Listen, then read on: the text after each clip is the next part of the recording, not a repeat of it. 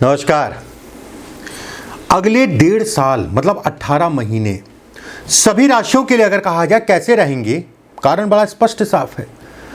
राहु का गोचर 18 मई 2025 को होने जा रहा है।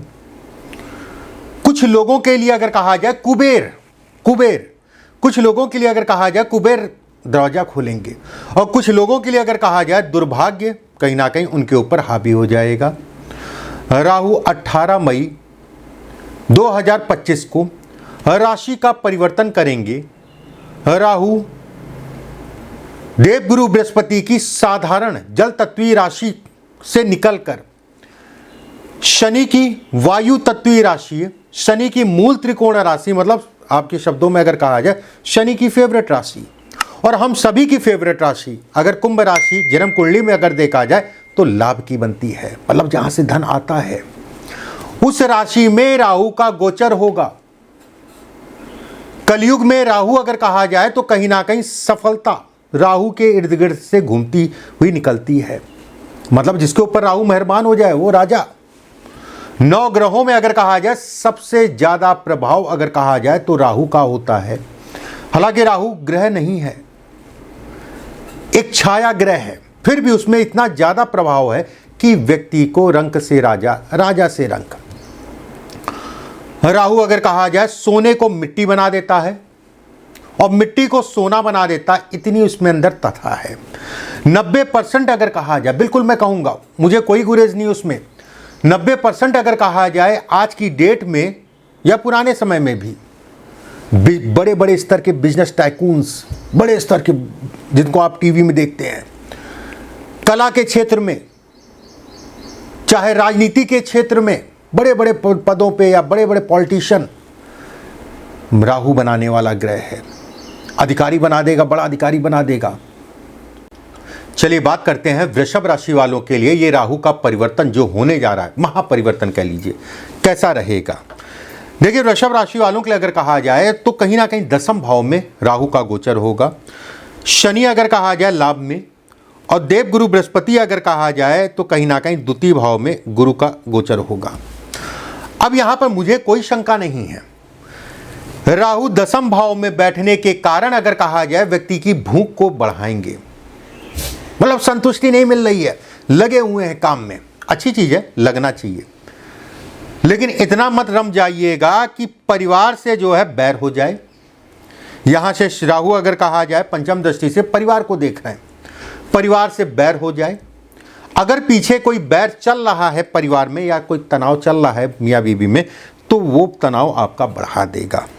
एक बात देवगुरु बृहस्पति का यहां देखना, राहु काम, राहु दिमाग लगाएं। जैसे इस समय पे आप जो है ये स्थितियां शुरू हो गई होंगी, आपके दिमाग में चलने लग गई होंगी कि नौकरी बदलना है या फिर नया कोई काम करना है, या दिमाग जो है इन सब चीज़ों की तरफ बहुत भाग रहा होगा। अब यहाँ पर सत्यता का है। अब राहु अगर कहा जाए नए काम को दिखाता है या काम से संबंधित चीज़ों में बढ़ोतरी को दिखाता है। वहीं देवगुरु बृहस्पति अगर कहा जाए 9वीं दृष्टि से राहु की जो समस्या है कि मुझे आपको काम देना है, उसके लिए जो है खूब वो मोहर लगाता है कि मैं आपको दूंगा। मतलब ये कहा जाएगा कि व्यक्ति को राहु का ये टाइम फ्रेम अगर कहा जाए तो एक अच्छा और टिकाऊ और अचानक से बड़े पद का ऑफर देगा। एक बात रही व्यवसाय वाली बात, व्यवसाय में किसी प्रकार का कोई भी उठापटक चल रही थी, वो उठापटक इस समय पे कम होगी। धन की स्थितियों में परिवर्तन होगा। जो लोग लोहे से संबंधित काम, जो लोग सोशल मीडिया से संबंधित काम, जो लोग आईटी से संबंधित काम, जो लोग विदेश से किसी प्रकार का जो है खरीद फरोख्त से संबंधित काम, जो लोग अध्यापक या टीचिंग से संबंधित कोई काम करना चाह रहे हैं, जो लोग आपका जो है कोई संस्था है, कोई एनजीओ है, कोई ट्रस्ट है, इसमें संबंधित काम करना चाह रहे हैं, उनके लिए ये राहु अगर कहा जाए विशेष उपलब्धि को दिखाता है। वहीं सामाजिक काम और राजनीति से संबंधित चीज़ों में तेजी से आप बढ़ेंगे। जमीन जायदाद प्रॉपर्टी से संबंधित चीज़ों में लाभ, ये तय मान के चलिए कि जिन लोगों का जमीन या मकान नहीं बन पा रहा था, सारी व्यवस्थाएं हैं, फिर भी कुछ ना कुछ अड़चने आ जाती हैं, कुछ ना कुछ समस्याएं आ जाती हैं, अब वो समय आ गया है अचानक से आपके मकान बनने का, वो समय आ गया है अचानक से चीज़ों का बढ़ने का। उसमें कहीं कोई दो राय वाली बात नहीं है कि चीज़ें आपकी बढ़ेंगी। मकान, ज़मीन, प्रॉपर्टी जो भी आपको लेना, खरीदना, बेचना, जो भी करना है उसके लिए समय अनुकूल है। एक बात, राहु अगर कहा जाए तो व्यय बहुत कराएगा, और देवगुरु बृहस्पति का यहाँ होने का मतलब ये कहलाएगा कि गुरु आपको प्रोटेक्ट करने की कोशिश कर रहा है। मतलब ऐसे समझ लीजिए, ये राहु है, इसको खूब फोर्स कर रहा है कि खर्चा करो, खर्चा करो, खर्चा करो, खर्चा करो, खर्चा करो। अचानक से थोड़ा थोड़ा निकलवा भी रहा है। लेकिन यहाँ पर गुरु होने के कारण अगर कहा जाए कुछ तो दिशा सही होगी व्यय की। मान लीजिए 50% व्यय की दिशा सही होगी, तब भी 20-25% जो है व्यय कराएगा ही कराएगा, वो मानेगा नहीं। क्योंकि भाई कैसे मान ले, जिसको अमृत चाहिए था और अमृत के लिए कितना उसने जो है, और उसकी चाहत अगर कहा जाए अमृत से कम नहीं है, वो छोटा मोटा नहीं सोचता है। उसी तरीके से देवगुरु बृहस्पति के आगे 20%, 25% अगर कहा जाए व्यय, 50% अगर कहा जाए दिशा सही, और रही 25% अगर कहा जाए तो कहीं ना कहीं अपने सौंदर्य हो गया, खान पान हो गया, कपड़े लत्ते हो गया, इनमें तेजी ये पकड़ेगा, इनमें तेजी से जो है कहीं ना कहीं आपकी तरफ बढ़ेगा। अब बाल टूटने की समस्या, दांतों से संबंधित समस्या भी उत्पन्न होगी, जैसे बाल बहुत टूटने लग जाएंगे। समय स्टार्ट हो गया है, 1.5 साल का पूरा पीरियड है। शैम्पू साबुन जो है अपना एक्टिवेट कर लीजिए। एक बात यही शनि की बात अगर कहा जाए, धन के लिए, काम के लिए बहुत अच्छा है, नौकरी के लिए बहुत अच्छा है, गवर्नमेंट जॉब के लिए बहुत अच्छा है, पद और प्रतिष्ठा के लिए अच्छा है। ये गोचर अगर कहा जाए बेहद अच्छा कहलाएगा, उसमें कहीं कोई दो राय नहीं है। विदेश यात्रा से संबंधित चीज़ों के लिए अच्छा है। वृषभ राशि वालों के लिए अगर कहा जाए वाहन खरीदना या बेचना चाहते हैं तो देखिए, बेचने के लिए तो मुहूर्त मत देखिएगा, लेकिन खरीदने के लिए ठीक है खरीद सकते हैं, लेकिन मुहूर्त के अकॉर्डिंग ही खरीदें। कुछ चीज़ें ऐसी होती हैं जो हमारी अल्प बुद्धि जिसे कहा जाएगा, हमारी मतलब हम सबकी, कोई ऐसा इतना वो नहीं है, ठीक है, कि पाखंड है, ये है, वो है, सब बकवास है। मुहूर्त ही सब कुछ है। अब जो लोग समझते हैं वो समझेंगे, और जो लोग पाखंड समझे वो पाखंड समझे। मुहूर्त के अकॉर्डिंग ही चलिएगा। राहु की 9वीं दृष्टि अगर कहा जाए कुछ वाद विवाद कराएगी, कोर्ट कचहरी इत्यादि चीज़ों की तरफ आपको लेके जाएगी। अगर पीछे से कोई कोर्ट कचहरी वाद विवाद चल रहा है तो ये टाइम फ्रेम अगर कहें सेटलमेंट का है, ये टाइम फ्रेम अगर कहा जाए सफलता का है। कर्ज लेन देन इत्यादि चीज़ों के लिए विकल्प खुलेंगे। कर्जा लेना चाह रहे हैं उसके लिए विकल्प खुलें, लेकिन दिशा सही रखिएगा, क्योंकि यहाँ बैठ के ये व्यय को देख रहा है, दिशा जो दे रहा है व्यय की दे रहा है। पता चला अपना लगाया उसके बाद, हालांकि बस जल्दबाजी मत करिएगा, बाकी कहीं कोई दिक्कत वाली बात नहीं है कि बहुत कोई डरने वाली बात है, ऐसा कुछ नहीं है। एक बात, यात्राएं ट्रेवलिंग इस समय पे ज़्यादा होंगी। पहाड़ पे, ठीक है, पहाड़ों पे ये ट्रेवल कराएगा, ठीक है। पहाड़ से संबंधित चीज़ों को ये दिखाता है। बिजनेस के लिए, राजनीति के लिए, नौकरी के लिए ये राशि का परिवर्तन आपके लिए बेहद अच्छा कहलाएगा, उसमें कहीं कोई दो राय नहीं है।